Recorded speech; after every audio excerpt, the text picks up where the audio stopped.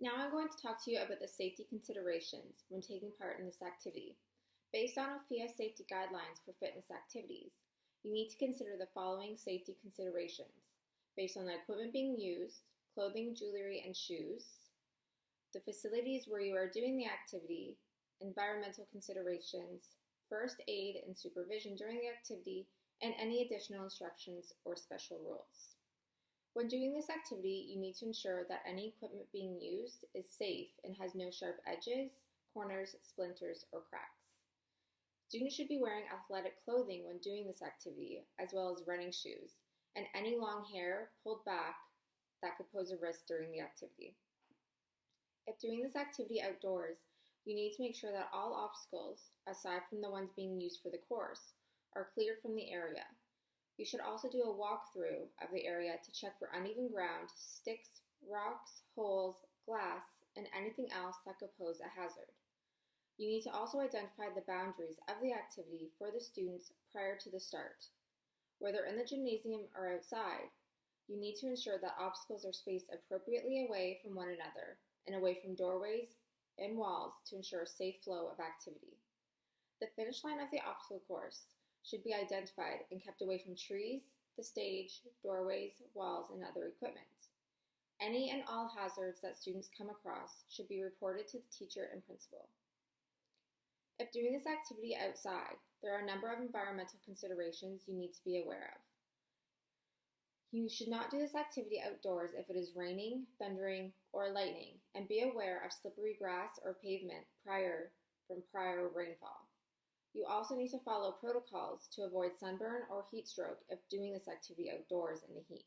Therefore, you need to use sunscreen, hats, and provide students with water breaks.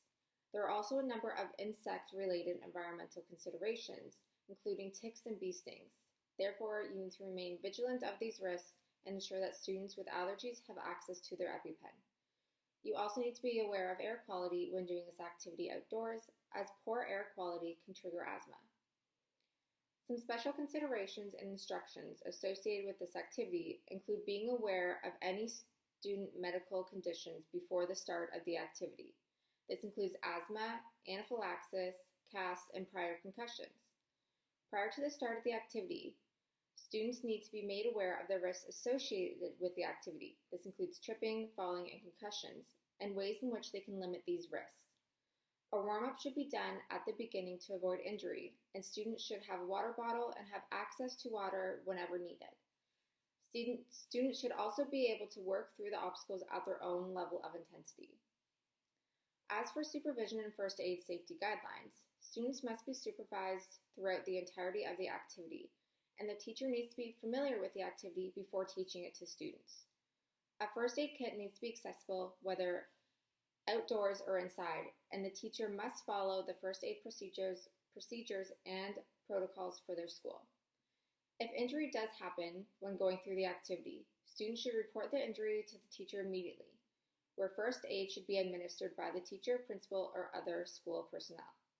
If a concussion is suspected due to a hit to the head, face, neck, or jarring movement or force, the teacher must immediately complete the tool to identify a suspected concussion, which includes identifying the signs and symptoms, and notify parents and guardians of the information.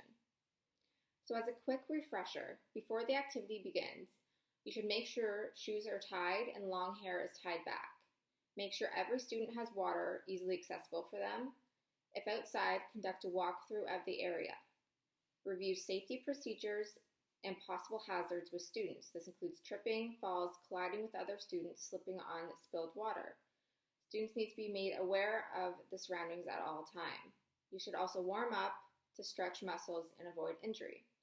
During the activity, the teacher needs to be actively supervising students as they do this activity and assessing for potential risks. Allow water breaks when needed to prevent risk of dehydration or heat stroke if outdoors. After the activity, you should do a water break, a cool down, and ensure the area is free of obstacles and clean and equipment is put away.